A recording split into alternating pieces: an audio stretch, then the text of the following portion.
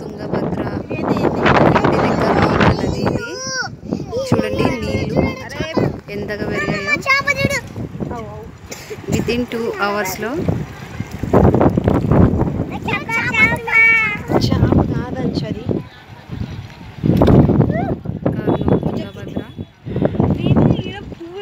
ఎట్లా పోయింది?